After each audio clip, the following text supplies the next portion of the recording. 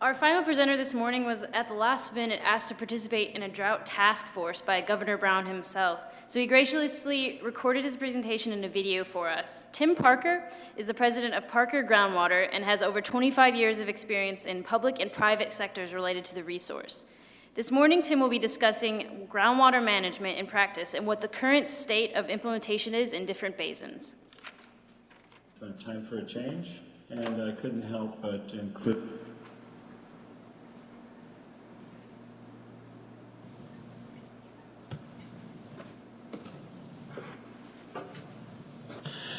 Good morning, Tim Parker here. Sorry I can't be there. Unfortunate conflict, but I want to thank the organizing committee for the opportunity to present this recorded presentation. Hopefully it will be useful. And the title of my talk is California Groundwater Management, Time for a Change. And I couldn't help but include a comic that I saw in the Sacramento Bee the other day, and an image of drilling, because there's apparently a lot of it going on with the cutbacks on the delta over the last number of years, the drought over the last several years, and groundwater level declines. Here's an outline of my discussion and summary. So basically, the majority of groundwater management efforts in the state from a land-based area are voluntary, and our AB 3030 and 1938 plans have elected boards, don't measure pumpage, and rely on augmentation to address depletion for the most part. And if you have an insufficient supply augmentation, you end up with depletion or overdraft. So I'm going to provide examples of a number of types of groundwater management options, including adjudication and water replenishment districts, special legislation, joint powers authority, AB 3030, SB 1938 plans, and just say as a conclusion, there's no simple fix, but there are some legislative and regulatory alternatives to consider moving forward. And it's a current topic of discussion at the legislature and of the administration. Let's start with the water replenishment district, including the West Coast and Central Basin water districts. So these two basins were adjudicated in the early 60s, and the adjudications were set with adjudicated rights with allowable pumping allocation above the basin safe yield in both cases. The Water Replenishment District of Southern California, the only one in the state, by the way, was created in 1959 to manage, regulate, and replenish these basins and to make up the difference of the overallocated groundwater set by the two adjudications. So the district provides for groundwater replenishment, seawater intrusion measures, groundwater quality and level monitoring, and it's done through assessments on water pumped from the water WRD service areas. So pumpage is monitored and reported. This shows the Central and West Coast basins and the Water Replenishment District boundary in that brown color.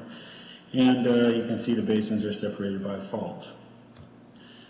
Little metrics on this area. It's a large area, 43 cities, population 4 million, 250,000 acre feet from groundwater.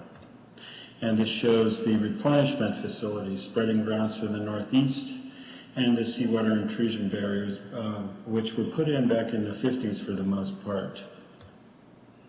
Real quickly, I'm going to run through some slides showing the spreading grounds, Rio Hondo and San Gabriel, with some metrics.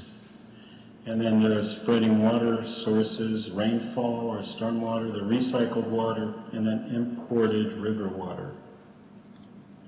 And the barrier water sources are potable water and recycled water. WRD's developed, with its partner agencies, have developed the WIN program, Water Independence Now, and this is basically to become independent of imported water and replenish groundwater supplies from, by using increased recycled and stormwater. And it's a collection of projects at a cost of $200 million to basically generate up to 34,000 acre feet of stormwater and recycled water. So the issues here, overall it's very effective, although groundwater levels in the basin are still below sea level. They're managed that way. The adjudications set the pumping, allowable pumping over the natural safe yields of the basin, but it's managed that way. Several pumpers in the two basins have challenged WRD's authorities and fees over the past 2 decades with litigation disrupting the effectiveness of operations. There's also been litigation on groundwater storage rights. And that, coupled with permitting barriers, have made it difficult to move forward with more aggressive stormwater capture and recharge projects. So now I'm going to flip over to Orange County Water District. And you'll notice I'm going through these quickly. I have a lot to present and then some conclusions to get to. So, established in 33, revised in 53, with powers to purchase and spread supplemental water, impose a pumping or a replenishment tax, real property tax, and meters are on wells, all large-scale pumping wells, and it's reported semi-annual to the Orange County Water District. And this shows that they have a seawater intrusion issue as well. And the purple lines show all the seawater below, all the groundwater levels below sea level, and then the zero line is sea level, quite far into the basin, and they have a seawater intrusion barrier to help address that. This shows the context of the OCWD within the Santa Ana River watershed. Sits at the bottom of the watershed. And then this shows the wastewater treatment plants up gradient in the watershed, which produce a lot of water for OCWD. The base flow of the Santa Ana River is about 85% of the total flow of that river. And this shows recharge facilities along the Santa Ana River that help maintain a sustainable yield within the basin. And these are very well maintained and optimally run basin recharge facilities. Here's a picture of it along the Santa Ana River with the Warren Basin, that big basin in the background. They recharge about 250,000 plus acre feet per year. They're always trying to improve that, to increase it. Their major sources of recharge water include storm flows, and then the base flows I already mentioned. Imported water, which they consider decreasing supply, and they're trying to increase the recycled water like WRD is, only they're doing it through a groundwater replenishment system. This is a state-of-the-art, probably the largest system in the world and most advanced, and they're at 70 million gallons per day currently. They hope to move that up to 100 million gallons per day. And they're constructing on it now, and they have microfiltration, reverse osmosis, UV oxidation, and then decarbonation as the main treatment trains. The economic value of OC's groundwater supply, I've never seen anybody else equate this, so I thought I'd throw it in, $140 million per year. And here's a comparison of the imported water cost versus the cost for groundwater, the way they're running it. So you can see why they're focusing on moving away from the imported water and trying to become independent as WRD is. Overall, this is a very effective management structure, which, by the way, is not adjudicated. It's all within special legislation. The Act back in 1933 and modified in the 50s. The main issue they have really right now is groundwater contamination cleanup progressing slowly under CERCLA, and they've had to move forward with their own cleanup efforts. That added to, the surface water, imported surface water supply decline. Now let's move north to the Sacramento Groundwater Authority. This is a JPA, Joint Powers Authority, formed 1998 to manage the groundwater basin in Sacramento County. It's just north of the American River and just east of the Sacramento River. And on the east, it is bordered by the Sierra Nevada. They have the powers to levy ad valorem taxes, impose a pump tax, charge directly for the sale of water, exchange water, replenish the groundwater basins, initiate actions to adjudicate rights of pumpers. It's a well-coordinated effort using the joint powers of the city and county of Sacramento, and they work collaboratively with all the other jurisdictions in the area to effectively manage water and groundwater in the basin. The the basis of this is really the Water Farm Agreement, which started in 1992, and 10-year collaboration and negotiation on diversions from the American River. They have co-equal goals: provide reliable, safe water supply for the region's economic health and planned development, and then preserve the ecosystem, fisheries, wildlife, etc., which may sound familiar to the Delta co-equal goals. It allowed for increased diversions for growth, but cutbacks in dry periods. However, this has not exactly come to be. The increased diversions for growth have not been all that big.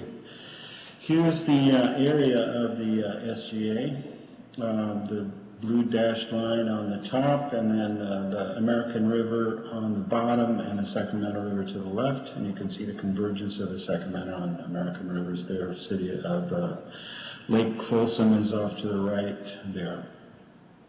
Programs, they have a regional conjunctive use programs to support reduced diversions from the American River and undertaking preparation of the American River Basin, implementation of the American River IRWMP, of the Integrated Regional Water Management Plan. They have a regional water efficiency program, comprehensive monitoring program, and they have a water accounting framework, which I thought I'd spend another minute on. So this has a basin sustainability goal, so reduction in demand for groundwater in the basin. Basin sustainability balances are non-transferable, and negative balances accumulate. Must have a zero or a positive sustainability balance for an out-of-basin transfer. So if you want to transfer some water out, sell some water out, you have to have a positive sustainability balance. They have exchangeable water rules too. Imported surface water in excess of that needed to meet basin sustainability goal, and there's a 5% loss factor for all exchange outside the basin, and they revisit this framework every 5 years. And here's just an example of the accounting tracking. And so this shows the different things they track to determine whether you can exchange water outside the basin, basically. This shows groundwater levels in 1997, note the minus 40 in the middle, the central part of the basin. And here we are in 2012, and it's now minus 20. So they've made some progress in terms, I think, with the sustainability goal and water exchange framework. So overall, it appears to be effective. Overdraft in the central area seems to be addressed. Challenges in managing reduced flows and pumpage over what was expected in the original agreements, and the test of time will be whether voluntary fee-based structure will survive long-term. And then groundwater contamination cleanup is progressing slowly there. They're watching some plumes grow. Now let's move to the wine country, the Sonoma Valley Groundwater Management Program. So this is a newer program. It convened a stakeholder group in 2006, and it's largely agricultural.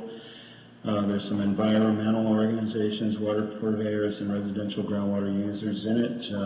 The groundwater management plan was developed in 2006-07 and adopted in late 2007. Sonoma County Water Agency is the lead agency. And it's a non-regulatory collaborative AB 3030 SB 1938 plan, and it's currently in its 7th year of implementation. And the basis of this was a study done by the USGS, a Basin study. Increased pumping was found to have occurred between 75 and 2000. There's localized decline of groundwater levels, an estimated storage decline of roughly 1,000 acre-feet per year. Salinity issues in the very southern part of the basin associated with San Pablo Bay, and a numerical model was developed for management options. They have a Basin Advisory Panel and Technical Advisory Committee as stakeholder involvement, and then the Basin Advisory Panel recommended the following strategies. So it's water conservation, increasing recycled water use, developing a banking program of Russian River water to recharge the groundwater basin, and then capturing stormwater to recharge groundwater. So it's all supply augmentation, so to speak. Accomplishments to date, the main programs are stakeholder involvement, monitoring, and sustainability. And I won't go through these, just give you a few seconds to look at it. They've made a lot of progress. And here's a map showing the areas of decline. So this is in the southern half of the basin. San Pablo Bay is just a few hundred feet south. And the blue lines show areas where groundwater levels are below sea level. And you can see on the hydrographs the groundwater levels have been declining over the past 10 years in those two areas at about a foot to 2 feet per year. And you can also see rainfall in the bottom right corner, rainfall graph that the average precipitation is just under 30 inches per year, that dark line, and then the last 10 years have largely been under that, below average. So that's added to the problem. The next step in this voluntary program is to do an alternative analysis, including identifying potential technical, regulatory, land use, and institutional response actions to mitigate these levels declines. And then we'll prioritize the actions and then do some scenario-based planning. It's going to be a transparent and stakeholder, very well-involved process. So again, issues, the program has not addressed depletion. An alternative analysis will be a tested a management structure to make changes to address depletion. Now let's move back to the south to the Coweta Delta Water Conservation and Tulare Basin, and this was formed in 27 under the Water Conservation Act, and 40,000 acres in size, primarily agricultural land, cotton, etc., with an expansion and growth of fruit and nut trees. Visalia, Tulare, and community of Farmersville are the main urban areas. Groundwater monitoring program initiated over a half of a century ago, and they adopted a GMP, a groundwater management plan, in 95 and updated in 2006. This one actually includes rules and regulations, but they've never been used. A long-term overdraft of as much as 40,000 acre-feet per year, and over 40 recharge basins covering more than 5,000 acres. This shows the area of the Coweta Delta Water Conservation District and the urban areas and the subbasins, the DWR groundwater subbasins. And this shows the different participants in the plan. And it's an AB 3030, SB 1938 compliant plan. And this shows groundwater level declines from minus 90 to minus 80 for the darker red. The lightest kind of pink is 0 to minus 10, and the darkest aqua is 40 to 50 increase in groundwater levels. So it's about a 50-foot average groundwater level decline over the last 40 years.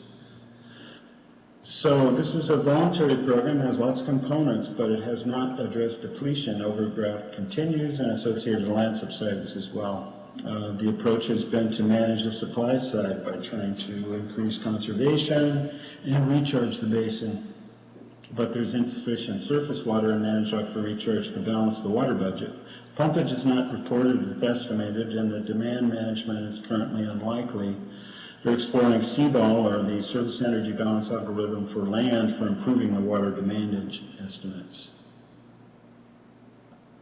Now let's move a little further south to the southeastern terminus Sierra Nevada Mountains, and this is the Indian Wells Valley. It's a cooperative groundwater management group formed in 1995 under a Memorandum of Understanding, and the big participants are the Naval Air Weapons Station, the Navy in the desert, Kern County Water Agency, the City of Ridgecrest, Indian Wells Valley Water District.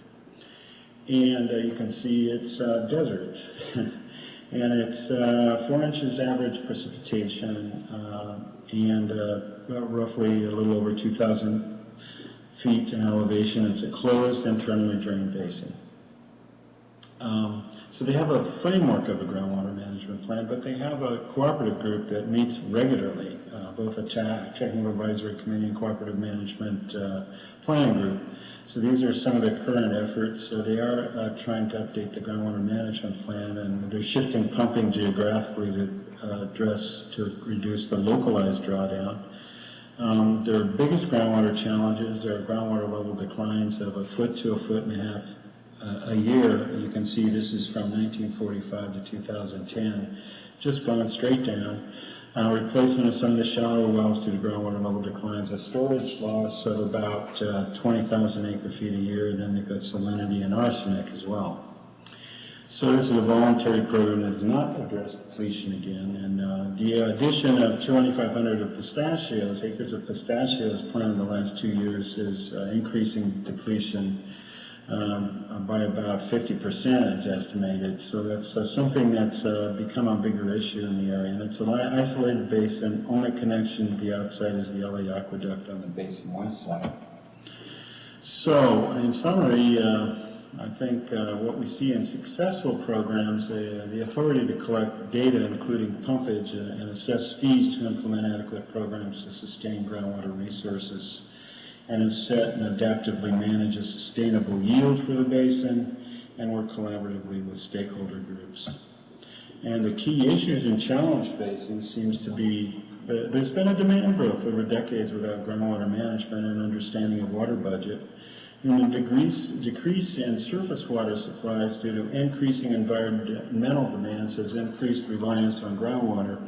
And the current approach in many of these voluntary plans is only on the supply side to increase recharge and not addressing demand, and funding and fees is an issue in many places. The value of water proposition, institutional authority, and these elected boards that don't have necessarily the political will to make hard decisions. So looking forward, it seems like we need to have a better sound science foundation in each area, basin, watershed, whatever, including an appropriate water budget with large-scale pumping measured and reported, including using some of the satellite imagery to try to better estimate ET, and improved rainfall distribution and recharge mapping. And we need to develop long-term plans to reach groundwater storage and level stability in areas of overdraft, 20 years maximum, with more rigorous plans for approval, periodic review, and updates, including a combination of new projects, incorporating land use decisions, future land use decisions, including agricultural changes